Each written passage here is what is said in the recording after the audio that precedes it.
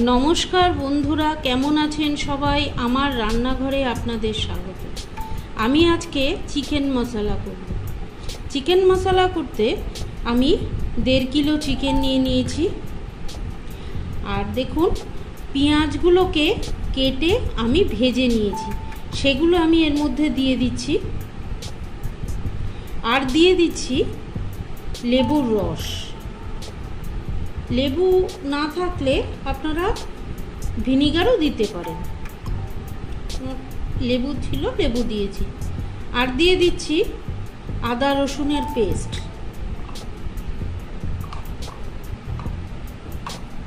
এবার দিয়ে দিচ্ছি নুন।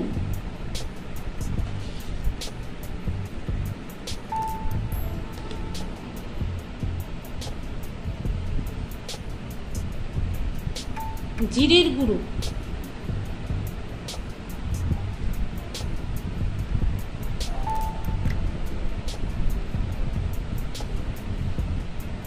গোলমরিচের গুঁড়ো,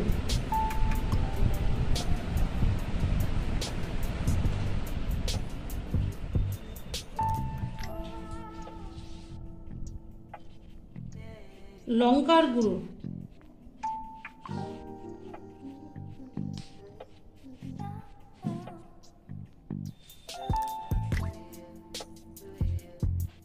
হলুদের গুঁড়ো,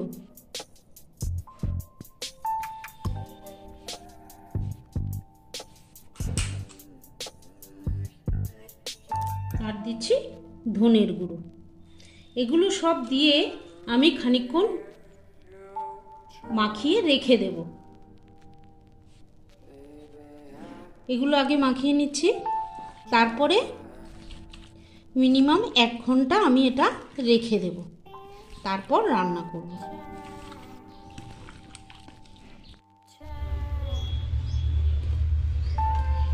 চিকেন মশলা বানানোর জন্য আমি ফোড়নের জন্য নিয়ে নিয়েছি তেজপাতা, শুকনো লঙ্কা, এলাচ আর দারচিনি, জায়ফল, জয়িত্রী আর তেজপাতা।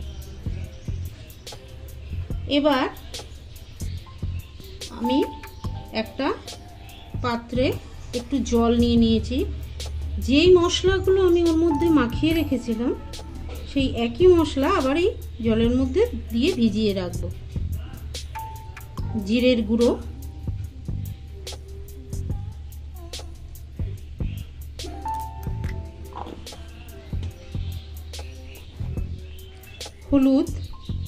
হলুদটা পরিমাণ মতো দেবেন, কারণ এর আগেও দিয়েছি হলুদটা।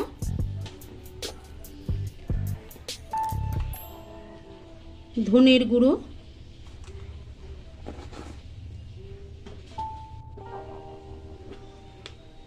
লঙ্কার গুঁড়ো,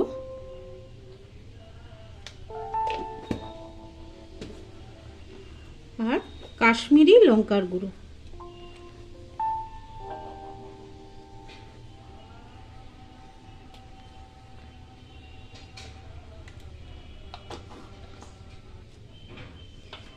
আমি এটা একটু জল নিয়ে এর মধ্যে ভিজিয়ে রেখেছি।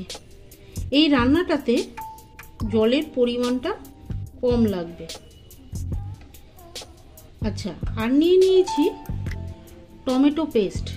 আমি 3টে টমেটো পেস্ট করে নিয়েছি।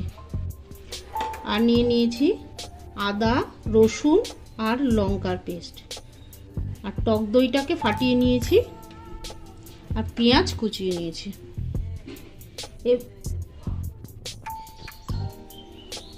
দেখুন, আমি সর্ষের তেলে রান্না করব বলে সর্ষের তেল কড়াইতে দিয়ে দিয়েছি। আপনারা রিফাইন তেলেও করতে পারেন, কিন্তু সর্ষের তেল দিলে টেস্টটা আরো বেশি হয়। আচ্ছা, মশলাগুলো আমি ফোড়নে দিয়ে দিলাম।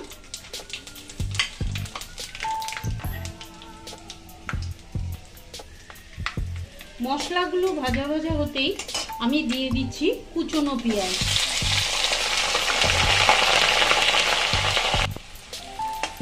দেখুন, পেঁয়াজগুলো ভাজা হয়ে গেছে। এবার আমি এর মধ্যে দিয়ে দেব টমেটো পেস্ট।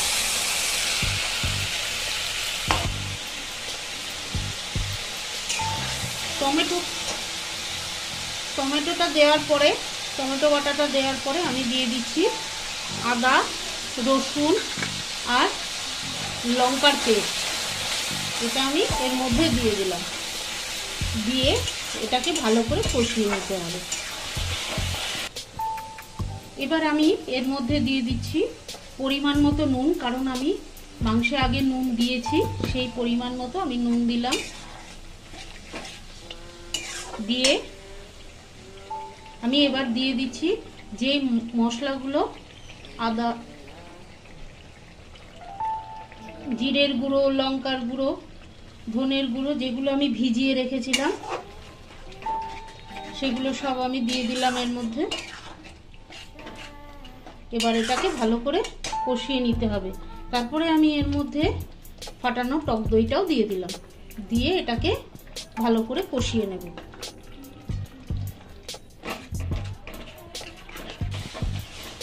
দেখুন মশলাটা অনেকটা কষে এসছে। আমি এর মধ্যে এবার দিয়ে দেব চিকেন মশলা পেস্ট। এটা বাজারে কিনতেই পাওয়া যায়।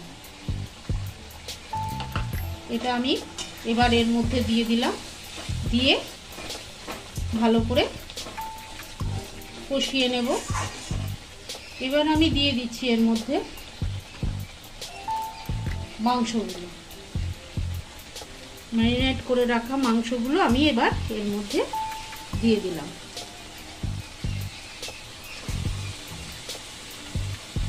চিকেন মশলা বানাতে একটু মশলার পরিমাণটা বেশি লাগে। এবার এর মধ্যে দিয়ে দিলাম, আর জলটা খুবই কম দিতে হবে।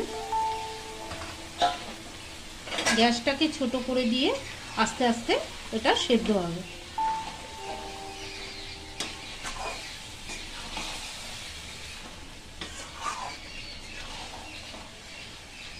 দেখুন আস্তে আস্তে সেদ্ধ হবে।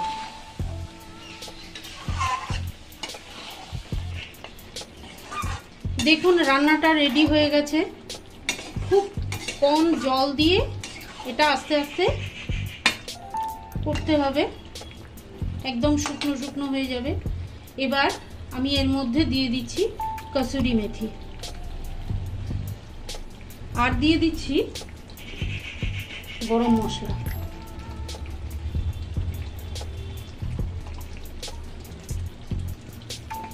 দিয়ে আমি এবার এটাকে নামিয়ে নেব। এই চিকেন মশলা বানাতে হলে মশলার পরিমাণটা একটু বেশিই লাগে, আর গ্যাসটা ছোট করে অল্প জল দিয়ে না করলে মাংসটা ভালো করে সেদ্ধ হবে না। ওই জন্য অল্প জল দিয়ে আমি ঢেকে দিয়েছিলাম। দেখুন রান্নাটা রেডি হয়ে গেছে। দেখুন কি সুন্দর কালার এসেছে। আপনারাও এইভাবে রান্না করে খান, আশা করি আপনাদেরও ভালো লাগবে। রান্নাটি ভালো লেগে থাকলে চ্যানেলটিকে একটা সাবস্ক্রাইব করবার অনুরোধ রইল, আর লাইক শেয়ার করবার অনুরোধ রইল। ভালো থাকবেন, সুস্থ থাকবেন। আবার দেখা হচ্ছে অন্য কোনো ব্লগে, অন্য কোনো রেসিপি নিয়ে। ধন্যবাদ।